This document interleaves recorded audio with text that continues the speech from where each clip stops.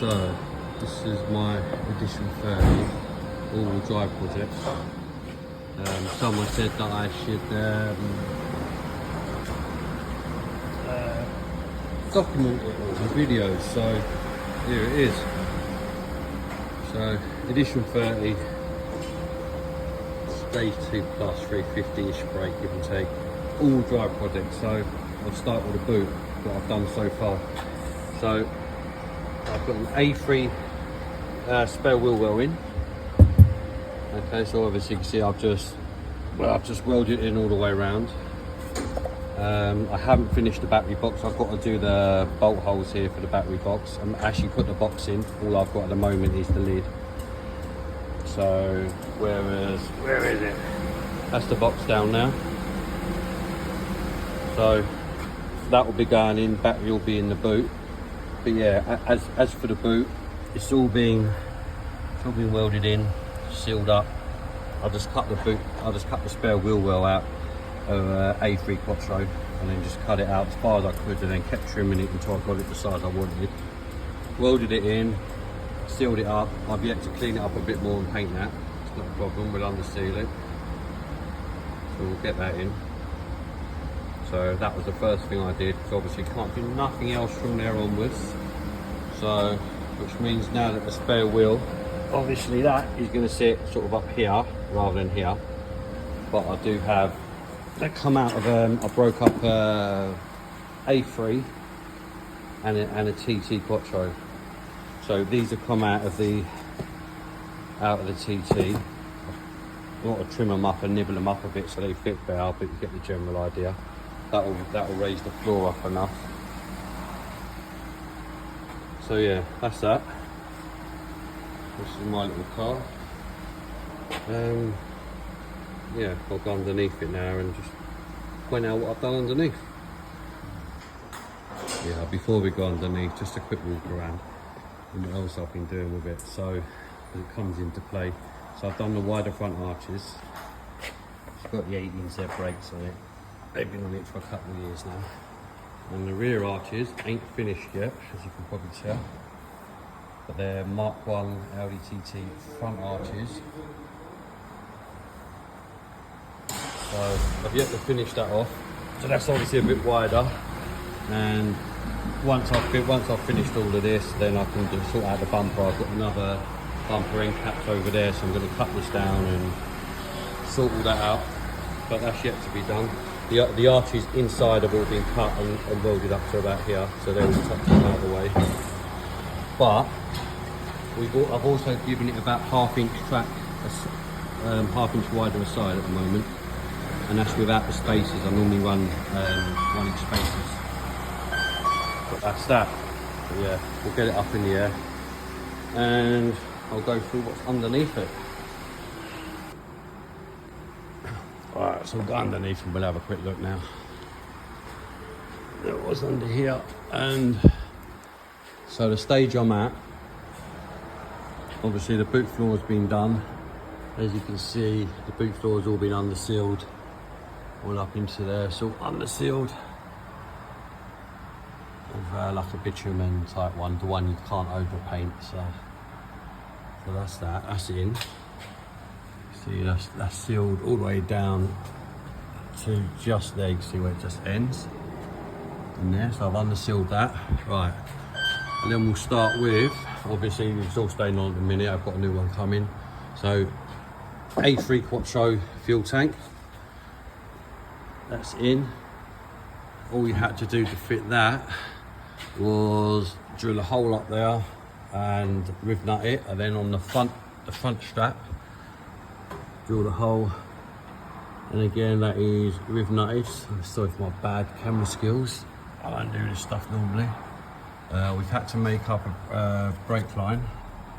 See, right, it runs down to here. I've yet to bleed the brakes, so at the moment we have no brakes. Okay, so that's that. Right, the subframe, what we've done here, it's an A3 aluminium subframe. But the hubs were really rusty, so I also had an 09 TT So what we did is we took the aluminium hubs off the TT and we bolted them up.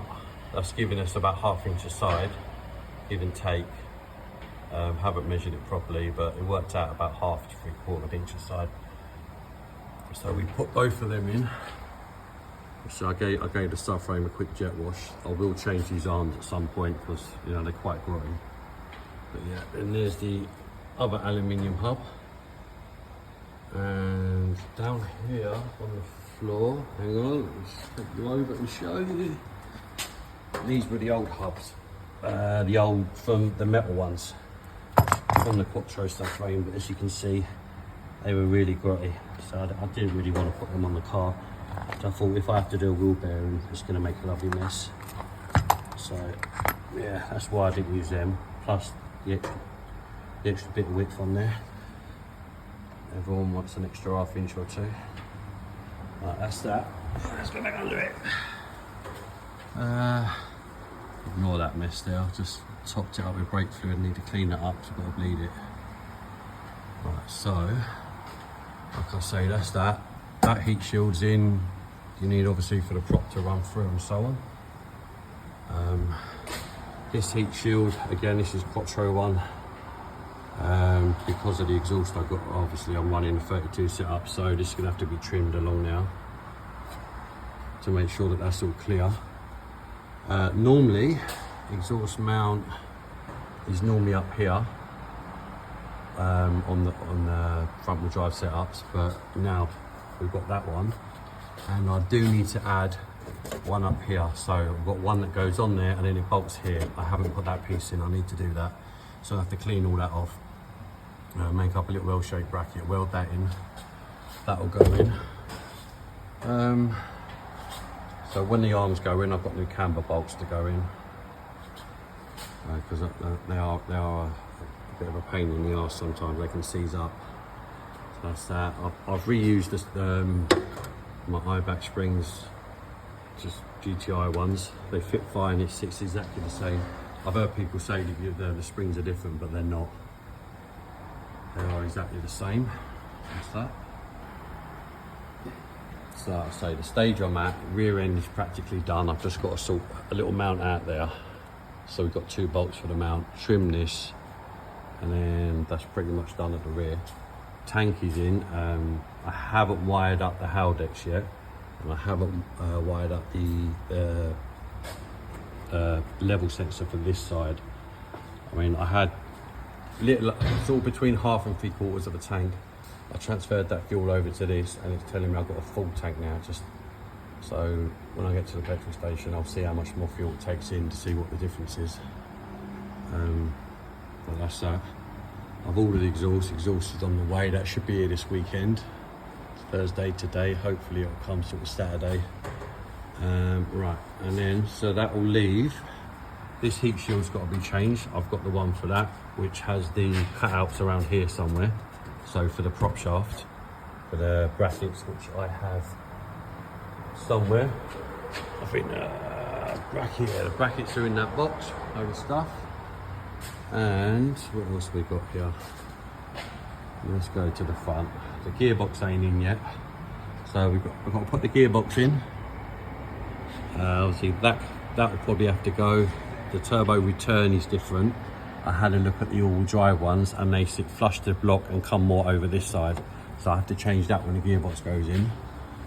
Also, we're going to see if the subframe fits. The subframe, whereas this is 1, 2, 3 pieces, the subframe from the TT, if it bolts up the same, is 1 piece, and it's also got the Gen 3 steering rack. So I need to find somewhere to code that in. So that will be going in. So gearbox with transfer box, that to go in, but I'll get to that. And once that's in, I can weld the brackets in for the prop support to go here and here. But tonight I might get the new heat shield in ready. But yeah, that is where I'm at with my little project. Normally it's my everyday car, so I'm having to do it in sections. And it's done Nürburgring, it's done a few track days, and once this is done, it will be going back up the track. I'm curious to see how much better it will be. It should be fun. It should be fun. Yeah, I shall continue.